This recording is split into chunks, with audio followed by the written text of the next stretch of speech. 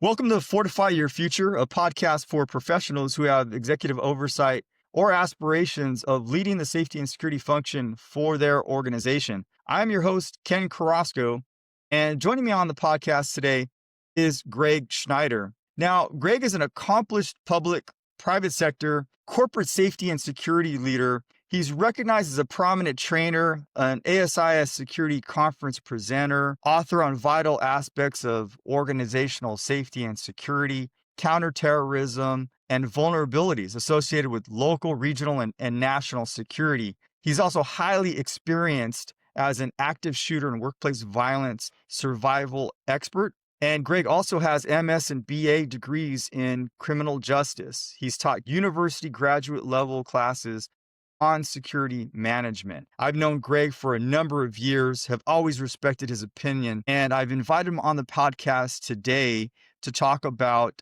some specific terrorist acts that have occurred on a global basis, and not just the things that are happening in the United States, but things that are happening across the world. So Greg, hey, welcome to the podcast. I really appreciate you being here. Thank you, Ken, and thank you for having me. It's nice to speak with you. Yeah. Now, Greg, we're running a little bit different in terms of how I'm approaching this particular podcast. I really want to talk about some specific events that have occurred. The top of the list is going to be the shooting, this terrible events that happened in Australia on Bondi Beach during that Hanukkah celebration.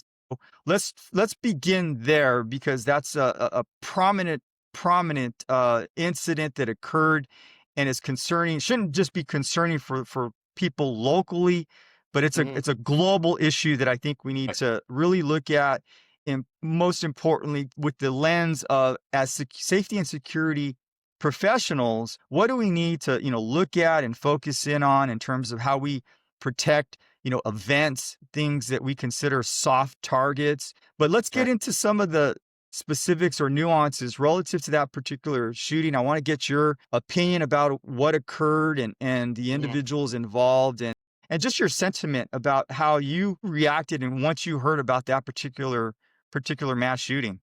It was pretty I didn't even say shocking, but not surprising.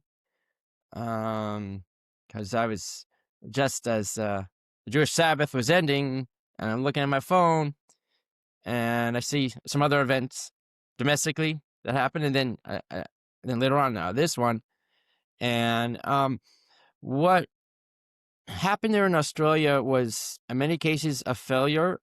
Well, it was a failure, but on a number of levels, and I even say political failure of the Australian government, in that their handling of the spike in anti-Semitism for the last 5 years. I'm not just talking since October 7th. I'm talking even before that, where they essentially made it okay to target and hate Jewish people, right? If anyone emotionally feels that way, okay, they're allowed to feel that way. But to take action and not to censor a public that has those intentions was a failure of the Australian government. To kind of put on equal footing terrorist-minded driven death cult on equal par with a large faith government of Australia did, and not enforcing any type of security measures and investigations and proactive actions against that terrorist element that resides in Australia, and did that for a lot of other countries. So on that, where I mean that political level is, those bad actors feel that they have the political support to do things, the political support to target people, conduct acts of terrorism, or even if it's vandalism, graffiti, threatening. I can do that because what's the government going to do to me? There's that failure of it. And it's specific to that incident. And this is ironic because Australia has some of the strictest gun laws in the world. It is really hard to get a weapon in Australia. I think even like the national shooting team no longer functions as an Olympic squad because they're limited into what they could fire and train and all that stuff. But go figure, some immigrants to their country were able to, I guess, legally have those type of weapons, other kind of weapon too. And they exploited that loophole on the gun side of things, the firearm side of things. Things should get even more strict in Australia, of course, because it's going to be blame the guns, not blame the people that did it or the movement that caused it.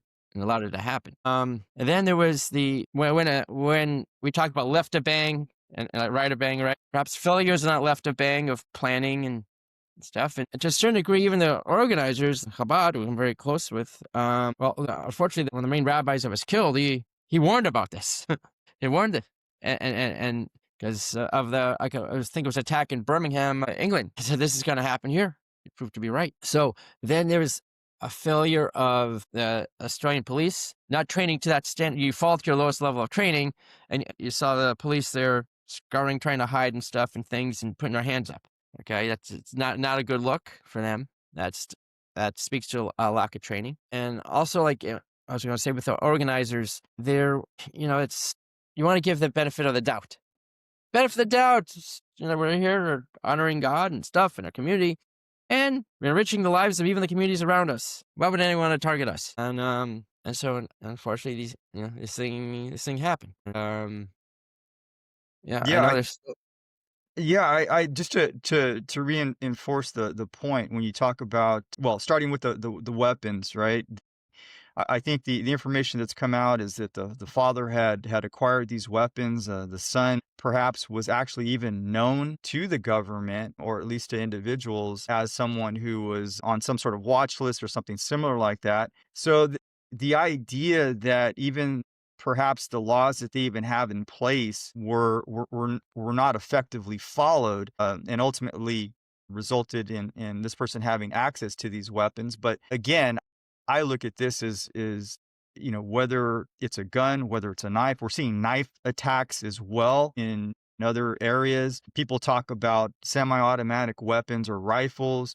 We're seeing, just the same with pistols in terms of attacks or handguns that are being utilized, and that goes back to Virginia Tech, right? I mean, when there were sort of this emphasis on preventing so-called types of weapons, Right. rifles or automatic, right? That term automatic or semi-automatic rifles were this ban against that sort of stuff. And I think people are losing sight. There's certainly political influence here. There's certain things that are happening. I mean, I heard the Prime Minister from Australia talk about or pointing the finger at far right Yeah. extremism. And so there's a lot of that going on.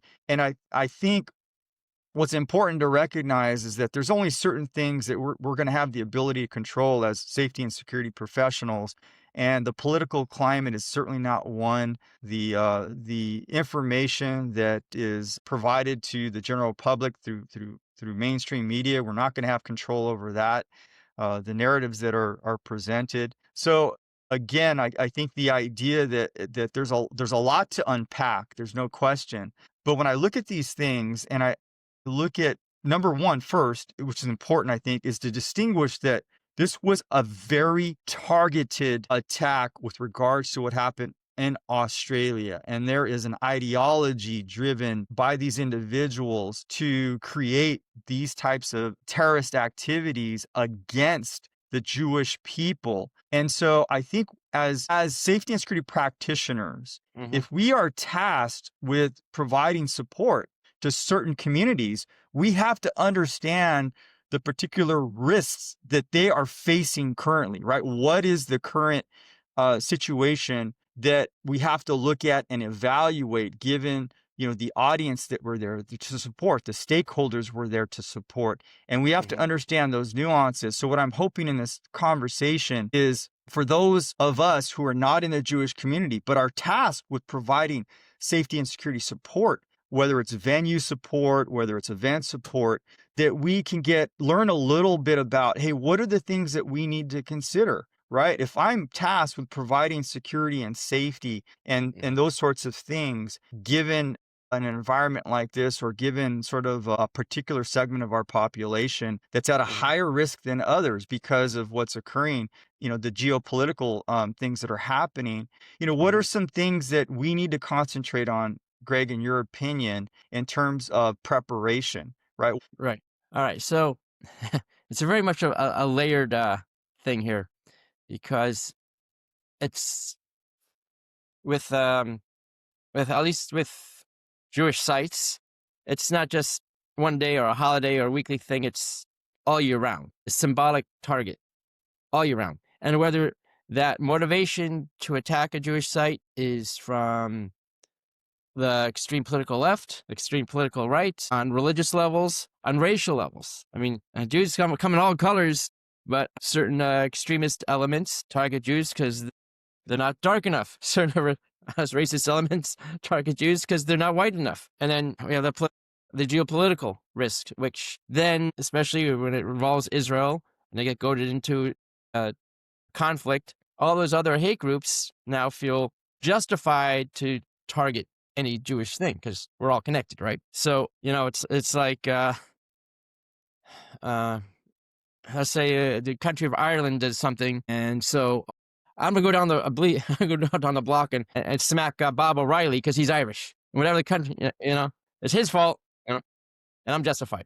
So it's kind of what's going on that level. So in terms of tools, what we kind of jokingly refer to as the Jew tax, which is you want to open up a Jewish oriented establishment, given nowadays to be just a restaurant, a synagogue, a community center, a private school. You're going to need cameras, you're going to need fencing, you need guards. If you don't have guards, at least you have a volunteer base of trained individuals that are there to deter and respond to any type of particular threat. When it comes to protecting public events, which are really hard, they are hard. I was just at one in Santana Row, Hanukkah lighting. We had the mayor of San Jose there. Because this happened on the hills of Australia, more police presence than even last year. Last year, there's a lot, but even more. But even with that, as a security professional, I'm seeing all these different holes how someone could come in or whatever. It's open. It's the courtyard in Santana Row. And there's a million ways of people who could have gotten in, but thankfully nothing happened.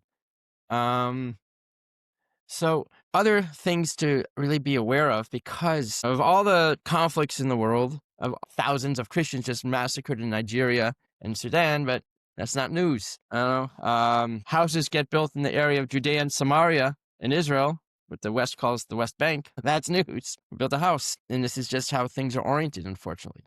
So population of 15 million globally, 15 and a half, creeping back up to those 16 million Jews before the Holocaust. But yet, it's just somehow the center of either everyone's scorn or interest or what have you. Now, so in protecting a Jewish event, let's say, and I encountered this with a certain security firm, you really have to be aware of who is protecting your event. And this is kind of an uncomfortable thing people may want to hear, but like if it's a Jewish-oriented event and you're using a security firm made up of people that may be aligned with the same kind of folks that want to target Jewish people, you have to really be aware of who is protecting your events. There's a situation, I think a year and a half ago or so, out in New York.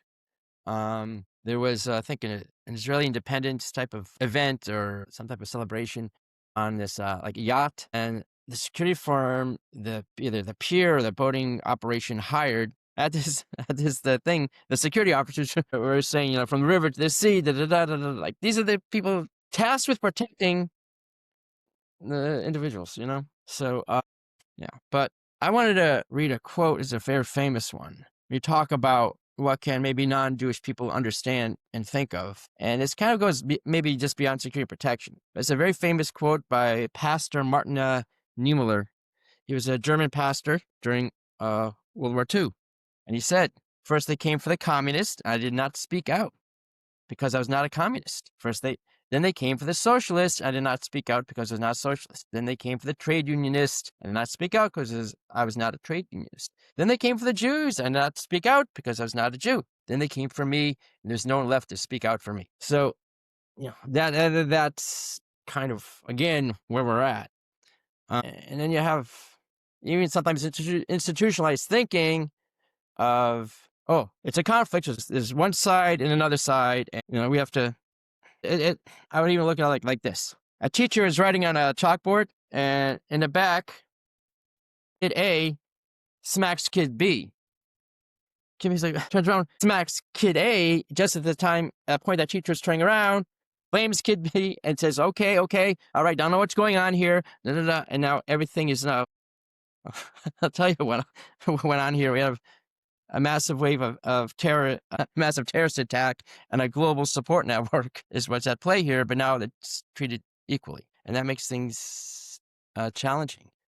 To kind of stay on this topic, what gets me a lot is when these incidents happen and they get even posted on the news as something locally to our area here, is the comments that are on like social media, and that shows the real face of anti-Semitism. I mean, like, from either side. If you really speak to the anti-Semitic incident at local high school, all right? Okay, a few bunch of stupid kids made a swastika of themselves on a football field, then recorded it and stuff and quoted Hitler. And news reported this. And then I remember like different news outlets. And I just remember seeing like the comments your next door neighbors are making of, oh yeah, this was staged just so to have to carry, so the Jews could develop some type of sympathy. Or is this fake news? And this is like, oh yeah, they're planting, like, it's a false flag of whatever. And I'm like, oh my gosh, that's the scary part, is that people have swallowed a lot of Kool-Aid. And so tying that into a security type of thing is, of course, people are going to manifest certain feelings towards whatever. Forget the Jewish thing, this, that, whatever.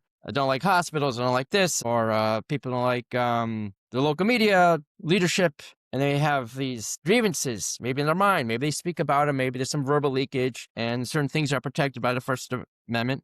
But it's that, when does that feeling go to capability, from capability to execution of some type of violent crime? That's the thing. That's a thing that's kind of hard to predict. Right.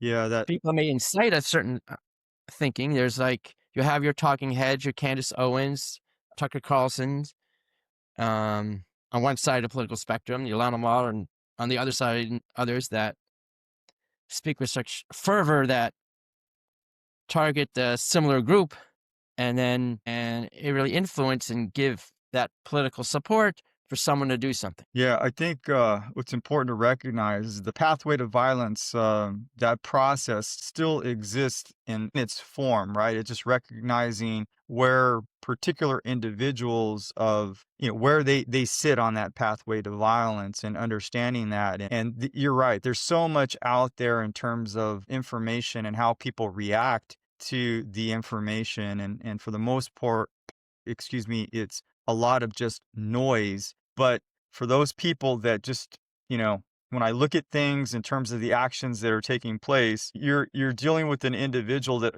clearly has mental health issues. At the end of the day, to pull a trigger and to kill an innocent person, an unarmed child, that's not a normal, to me, when I think about things, right?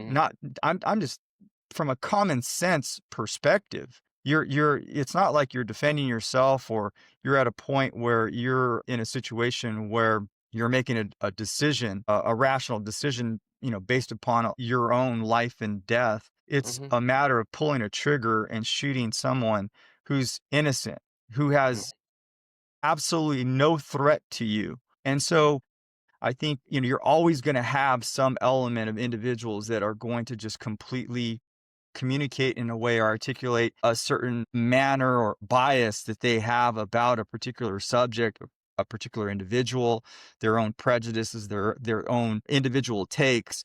But it's really trying to look at this from the standpoint, if we go back to the heart of it as safety and security professionals and look at the pathway to violence and understand that and apply that effectively, and what are the measures that you can take to perhaps at least mitigate some of that, or at least attempt to identify who those individuals are, preemptively. And it's there's no question it's difficult and it's challenging, but the communication aspect of it, I think we've gotten to a point where, and this is what, and I want to get your sense on this, because you brought up those kids at the high school, which is from our community.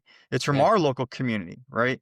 Branham High School, right here in San Jose, California, where those kids did that. When I think about things like that, I think about the influences that the communication has on young people, right? And what's happening today, and how, the impressions that they're receiving from society, from adults in their lives, from the things that they are utilizing to learn, and to from all aspects of social media. How are they receiving this type of information that allows them to think, hey, this is okay to do, that the way they're thinking, the way they're digesting the content that they're receiving. Mhm. And it's coming from all different areas and phases in culture. And so I want to also incorporate what's been happening relative to these other shootings that are occurring, even in my own community, right? I was talking to you before a little bit about a shooting that occurred literally down the block, gang-related shooting, where four Mhm. individuals were shot. One unfortunately passed away. And, we look at the shooting that happened in Stockton in Central Valley at a birthday party. Again, a Right. gang shooting.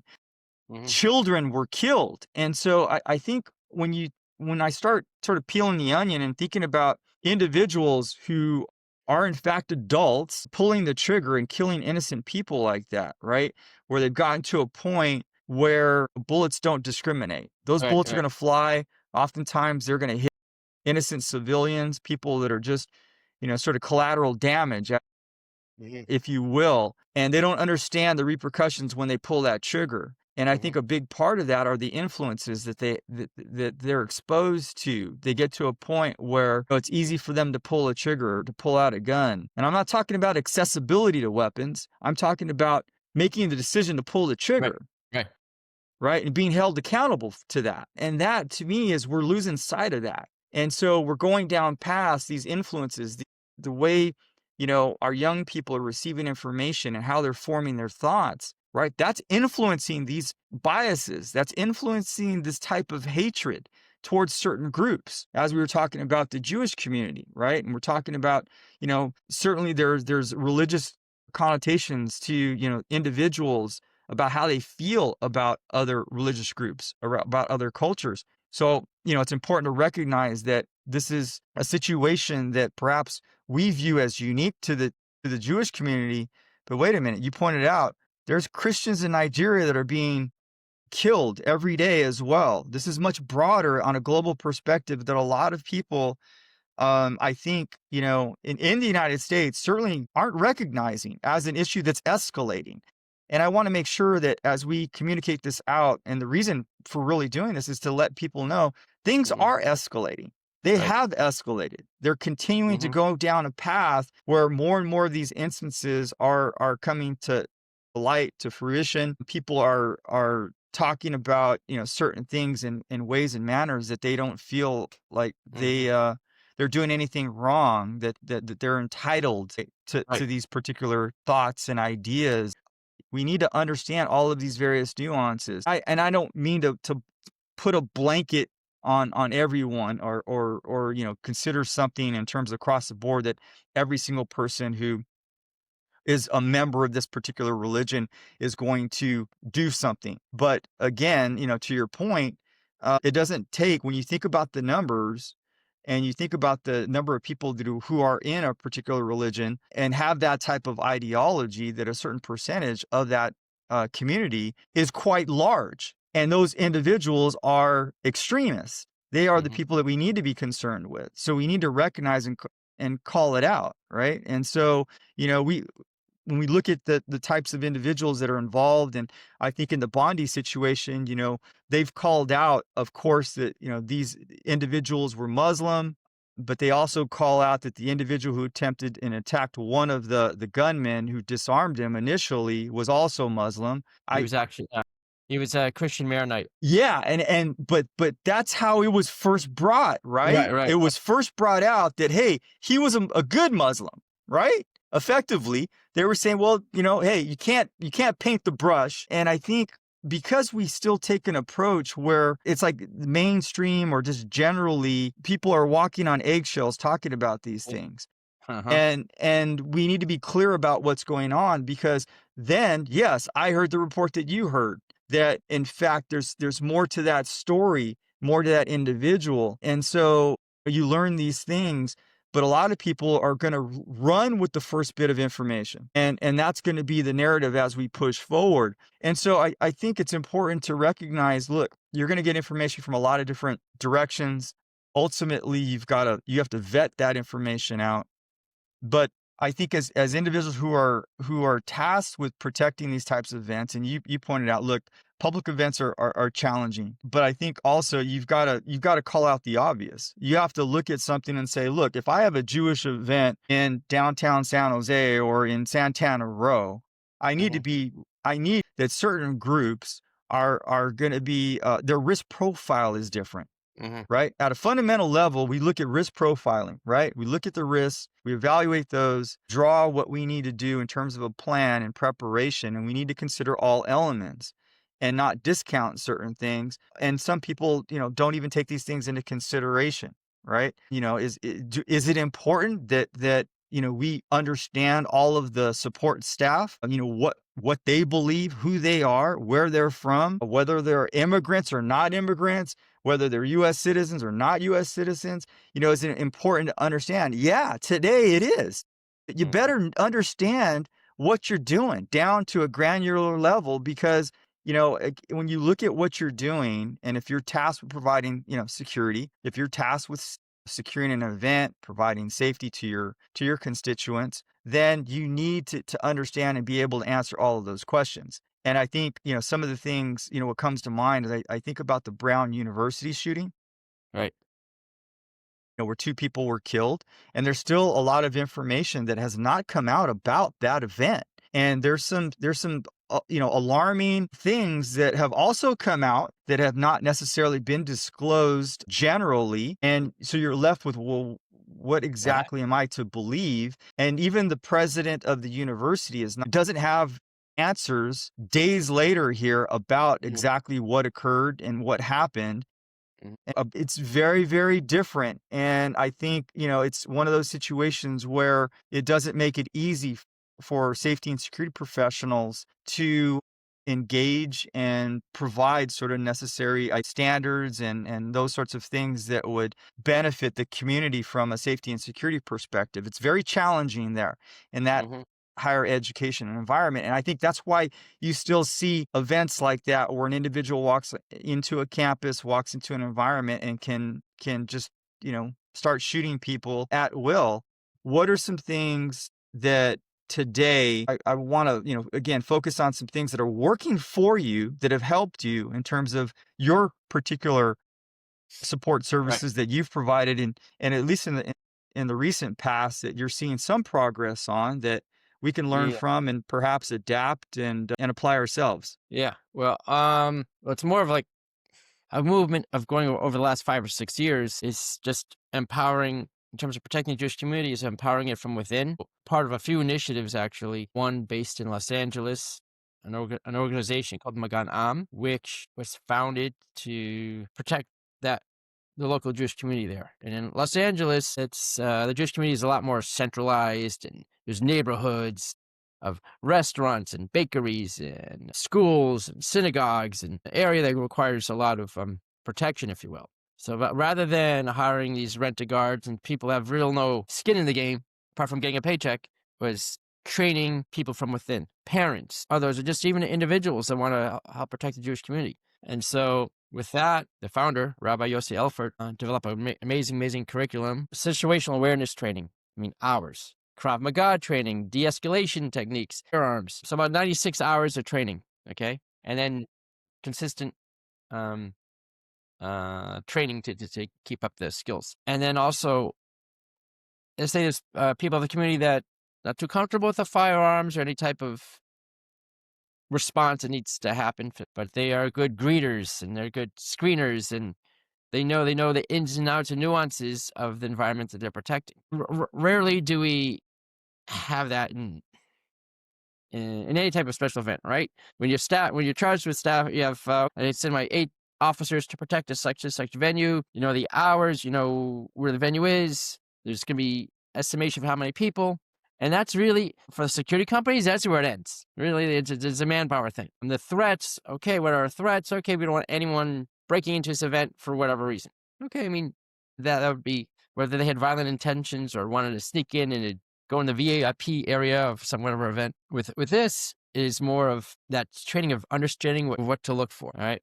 And then even with all those things, you have your screeners, you have barriers, if you will. Sure, I'm sure someone could still come on in through or whatever, or brute force their way in, and then you have to really respond in force. Even we've seen that at certain churches. I mean, and places of worship are open places. You want those people that are suffering in their lives and just need some type of salvation. You want to open your doors for them and show them the light, so to speak, and warmth, the community. Fortunately, some we see from the Jewish community is it's more of just real hate and an extension of anti-Semitism. But you'll see in other houses of worship, maybe occasionally, maybe it's that type of motivation, but mostly it is a disturbed individual that manifests into the preacher or the reverend or whatever it is, or priest, and is upset that he's not getting what he wants in his life, and it's your fault, and does something, or so kind of went off a little tangent there, but yeah. So that element of really understanding of if the person being in this environment really belongs to be here is one type of thing. We could carry that in terms of, let's say, for whatever big Jewish event, I'm gonna need extra support. I need bring in other security. Not everyone has to be from within the. Maybe don't have the ability to have everyone from within the community. I need to hire outsourced security officers, and so that is where I need those type of officers to possess certain skills of understanding pre-attack behaviors, identifying, okay, this looks odd to me. So I know this has been a type of capability that in the security industry we've been trying to develop for a couple decades, and it's often hard because you need intelligent people with high emotional intelligence to do those roles, right?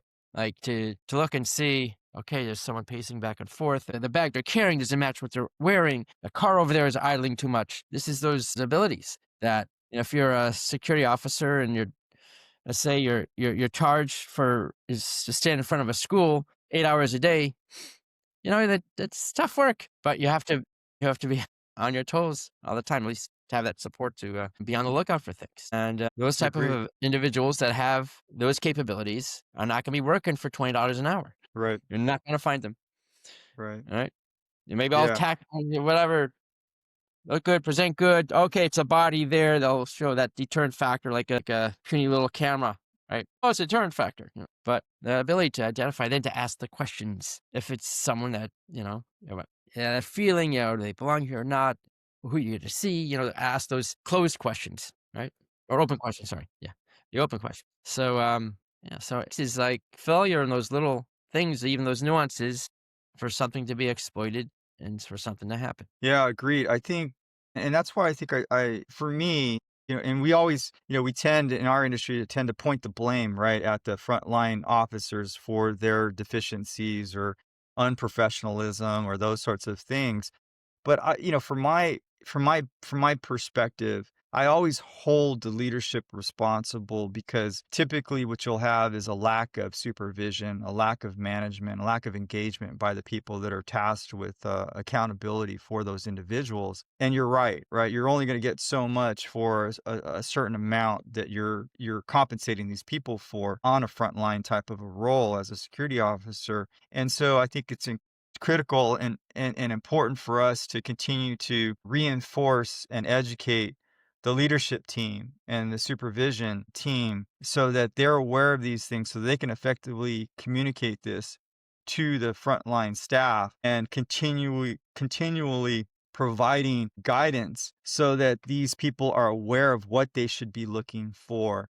Mm-hmm. And that comes through, repetition, through constantly providing answers to the questions that they have about, why they're there, what's their role. And this is going beyond their post orders. It's really being actively, engaged in what they're doing and what their primary role is in the mission Mm-hmm. that everybody's working towards, right? And having alignment towards, goals for the entire team so that people feel as though I'm just standing here, outside of this door, or I'm just standing here in this open space. I'm not sure really why I'm here. And so Mm-hmm. I think it's up to leadership in order to make sure that they articulate how all the dots connect and how, as a team, we work together in order to accomplish our goals or mission. And so, that's why I continue to say, look, understanding these things are critical, especially for people that aren't have never been exposed to these types of things Mm-hmm. before, right? Mm-hmm. If we Mm-hmm. It's like again, this is such complex issues beyond like security from, if you look at from Western rational thought, okay, is kind of how America over history is kind of aligned itself, and Europeans. And that's countered to thoughts and cultures cultivated outside of America, outside of Europe, even outside of South America, where like that Western rationalism is not going to fly in the Middle East or be in Afghanistan, Pakistan, like so, like when you bring in people that are aligned in a certain different way of thinking versus Western rational thought, and they ingratiate themselves in a society with more power and more money and stuff and things, but still are aligned to a different way of thinking, you're going to have some different issues. That's on one level. Other level is, by nature, I think all of humans were very tribal. There was, I think, period in America, and I looked at like the Reagan era. Our tribe was America. Maybe you're proud to be American, you know, because maybe it's also the tail end of that Cold War. It was us versus the Ruskies, right? Right. And yes, you had your power brokers in America, all right, and maybe some people, minorities and subcultures that had less political power in the scope of America and big business and stuff. So, which is even ironic if you look at even on the Christian thing, right? America was founded by Christians, really, mostly Protestant, and they were the power brokers in America for 200 years. And so it is ironic that those people that were not as fortunate as minorities in America, but eventually attained their political power, and that kind of dissipated here in America. But abroad, apart from Europe, those Christians are become persecuted. It's kind of weird in that regard. We look at here, I say we were a tribal. We're kind of like, yeah, America, go. But then since that era of the late 80s and going to 90s and stuff, and then America has always been that great melting pot, which is good. But in a way, we got more tribal, whereas it's not the red, white, and blue as much. Right. As is like my bubble. Granted, 9/11 happened, and we kind of, the first 5 or 6 years of that kind of America's together. Yeah. But then that disintegrated again. And then you had groups those subculture groups, whether it was on their sexual orientation or political this or that, whatever, or skin color, racial ethnicities, they got more of a voice. And then to that, social media and influence. And then even with social media, apart from political thing, it's like you see some of these apps and videos and reels and stuff of like people doing extreme behavior. Where like even if it's like you get out of your car, you're playing a song, you're trying to dance, or you have your like all that stupid stuff. Yeah. All right, where that's becoming the norm, the TikToking and like this type of I am like breaking the eggs to make my omelet. I don't care whose eggs I break or whatever. Look at me, and I don't care about anything else. Right. So, it's like all these things kind of feed into it. And like, even on, if you look at 2020 and essentially the George Floyd riots and stuff, where as horrible as his passing may have been and as wrong as it may have been, boom, we have all these riots, and that becomes a form of acceptable behavior to smash through things and stuff and like, oh, let it happen. Let it happen. Right. So we could take whatever your motivation is. Oh, now I'm justified. Oh, they did that for their thing. I'm going to do this. I'm going to throw a rock through this window here because I don't like their symbol on the front of the glass. Mm-hmm. Because, so, and then that becomes accepted. Then, and here, when we speak about often this, the gun violence we've seen, and people are going to say, oh, blame the gun, and really we have to target the reason why someone wants to pull a trigger in the first place, or wants to ram their car into a group, or take a knife and go stab. It's not, it's just, the tool is just the tool, but you have to look also like the whole criminal justice system. It's always get another layer. There's no bail.